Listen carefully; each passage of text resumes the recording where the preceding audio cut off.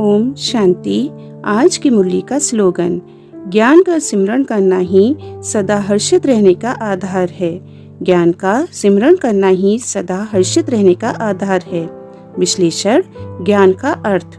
यहाँ ज्ञान से तात्पर्य है वह दिव्य बोध जो बाबा हमें रोज मुरली के माध्यम से देते हैं। जैसे मैं अविनाशी आत्मा हूँ, यह सारा ड्रामा पहले से बना बनाया है। हर आत्मा अपनी भूमिका बजा रही है। शिव बाबा मेरा सच्चा साथी है। यह ज्ञान हमें शाश्वत सच्चाई बताता है जो आत्मा को स्थायी, स्थूल और सूक्ष्म हल्कापन देता है। सिमरन का अर्थ। सिमरन का मतलब है स्मृति में रखना, बार बार ज्ञान को आत्मचिंतन में लाना। सिर्फ पढ़ना नहीं, परंतु सोचते सोचते, चलते फिरते वह ज्ञान हमारी सोच का हिस्सा बन जाए। उदाहरण, यदि कोई मुझे दुख दे रहा है तो मैं तुरंत यह सिमरन करूं, यह आत्मा अपना पार्ट बजा रही है। वास्तव में तो हम आत्माएं निर्विकारी हैं। सदा हर्षित रहने का आधार क्यों है? क्योंकि जब आत्मा ज्ञान की स्मृति में रहती है तो कोई भी परिस्थिति भारी नहीं लगती।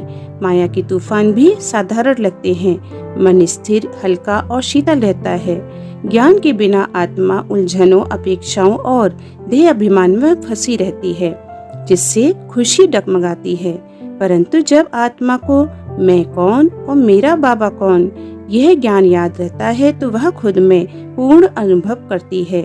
अभ्यास की विधि, सुबह उठते ही एक ज्ञान बिंदु पकड़ें। उदाहरण के लिए, जैसे मैं बाबा की सच्ची संतान हूँ, और दिन भर उसे बार बार स्मृति में लाएं।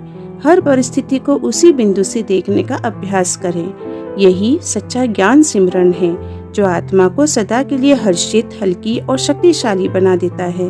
तो आइए आज के स्लोगन को जीवन में उतारें और खुशी को स्वभाव बना लें। ओम शांति।